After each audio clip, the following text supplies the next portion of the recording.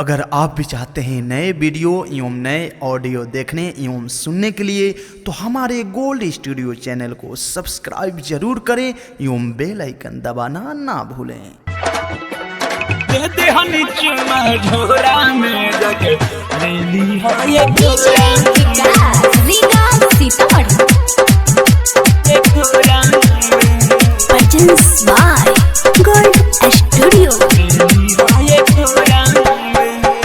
ससुरा में देखल केहू धर जानी कोरा में, ससुरा में देखल केहू धर जानी कोरा में।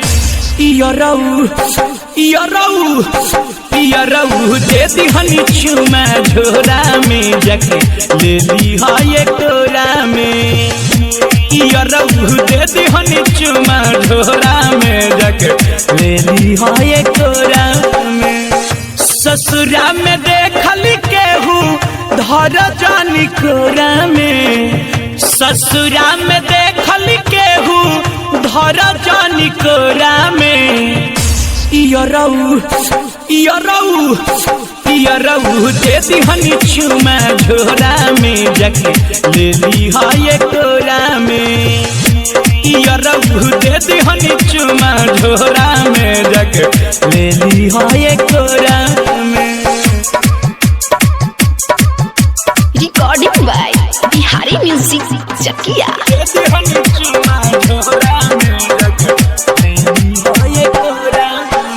रोहनी कुंवर राजा मजा खूबे देनी, अब नहीं कर बरियारी हो। सैया के हक अब सैया के मिली, देखो तू दोसर दुआरी हो, देखो तू दोसर दुआरी हो। अरे रोहनी कुंवर राजा मजा खूबे देनी, अब नहीं कर बरियारी हो। सैया के हक अब सैया के मिली, देखो तू दोसर दुआरी हो। अब नहीं हाथ बुड़ावा हमारा कटोरा में, अब नहीं हाथ बुड़ावा हमारा कटोरा में। इयरऊ दे दिहनी चुमा झोरा में जाके ले ली है कोरा में। इयरऊ दे दिहनी चुमा झोरा में जाके ले ली है कोरा में।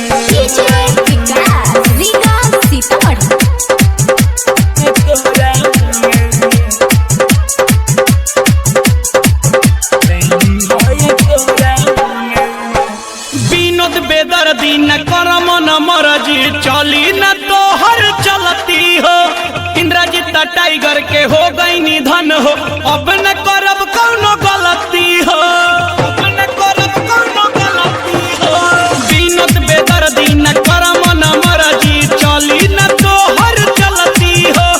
मुन्ना विशाल के हो गई निधन हो, अब न करब कौनो गलती हो।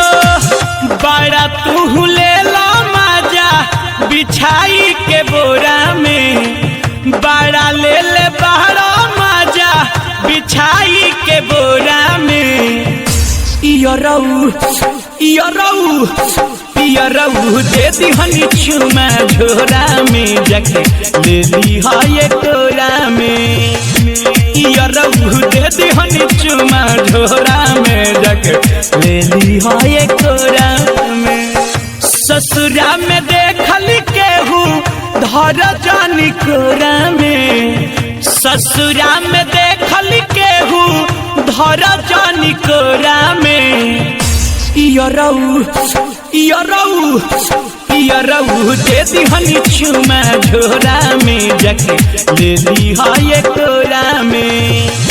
इयरऊ दे दिहनी चुमा झोरा में जाके ले ली है कोरा में। मिक्स बॉय बिहारी म्यूजिक चकिया।